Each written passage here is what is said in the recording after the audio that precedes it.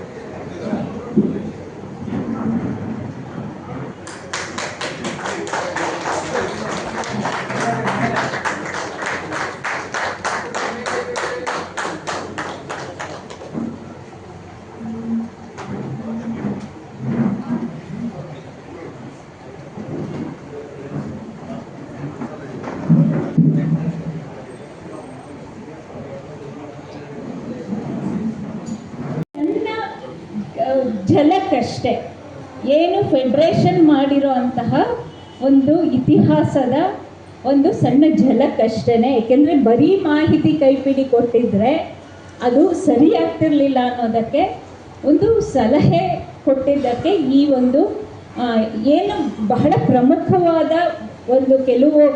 ಒಂದಷ್ಟು ಹೋರಾಟಗಳಿದ್ವು. ಕನಕಪುರ ಚಲೋ ಇರ್ಬೋದು, ಬಾಲ್ಕಿ ಚಲೋ ಇರ್ಬೋದು, ಕನಕಪುರ ಚಲೋ ಇರ್ಬೋದು. ಆಮೇಲೆ ನಾವು ಹೇಗೆ ಆ ಒಂದು ನಮ್ಮನ್ನು ಸಪ್ರೆಷನ್ ಮಾಡಿತ್ತು, ದಮನ ಮಾಡಿತ್ತು ಮ್ಯಾನೇಜ್ಮೆಂಟ್ ಮತ್ತು ಸರ್ಕಾರ ಸೇರಿ, ಅದರಿಂದ ಹೇಗೆ ಹೊರಗೆ ಬರೋಕ್ಕೆ ನಾವು ಸಾಧ್ಯ ಆಯಿತು.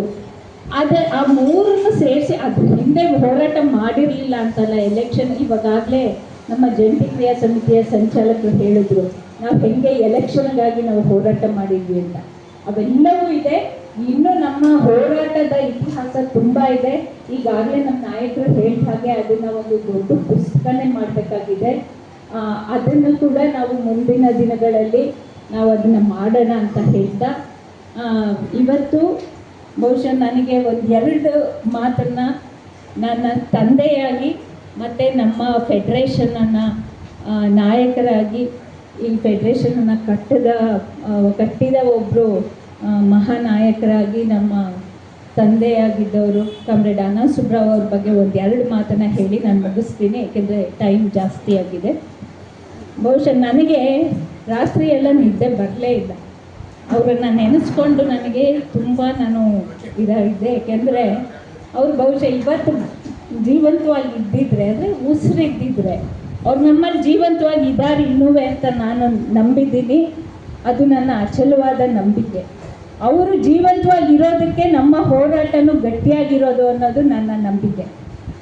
ಆದರೆ ಅವರು ಇವತ್ತು ಕೂಡ ಉಸಿರಾಡ್ತಾ ನಮ್ಮ ಜೊತೆಗಿದ್ದಿದ್ರೆ ಬಹಳಷ್ಟು ಹೋರಾಟಗಳು ಇನ್ನೂ ಗಟ್ಟಿಯಾಗಿರ್ತಿತ್ತೇನೋ ಅನ್ನೋದು ನನಗೆ ಅನಿಸತ್ತೆ. ಅವರು ಯಾವಾಗಲೂ ಅವರ ಮಾತು, ಅವರ ಯೋಚನೆ ಎಲ್ಲದರಲ್ಲೂ ಅವರು ತಾವು LIC ನೌಕರರು ಅನ್ನೋದು ಮರ್ತೇ ಬಿಟ್ಟಿದ್ರೋ ಏನೋ ಅಂತ ನನಗೆ ಅನಿಸ್ತಿತ್ತು. ಅವರ ಯೋಚನೆಗಳು, ಅವರ ಕನವರಿಕೆಗಳು ಎಲ್ಲದರಲ್ಲೂ ನನಗೆ ಸಾಕಷ್ಟು ಸಲ ಹೇಳಿದ್ದೀನಿ. ಆದರೂ ಮತ್ತೆ ಅನ್ನಿಸ್ತಾ ಇದೆ ನನಗೆ.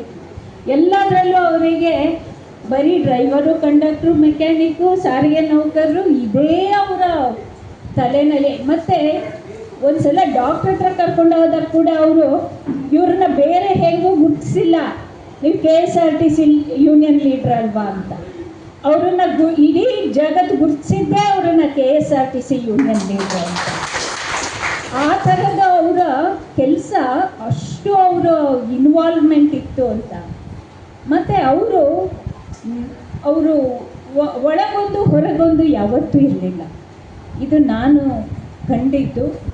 ಮತ್ತು ಅವರ ನಡೆ ನುಡಿ ಎಲ್ಲವೂ ಒಂದೇ ಆಗಿತ್ತು. ಹಾಗಾಗಿ ಅವರೊಬ್ಬರು ದೊಡ್ಡ ನಾಯಕರಾಗಿ ಬೆಳೆಯೋಕ್ಕೆ ಸಾಧ್ಯ ಆಯಿತು.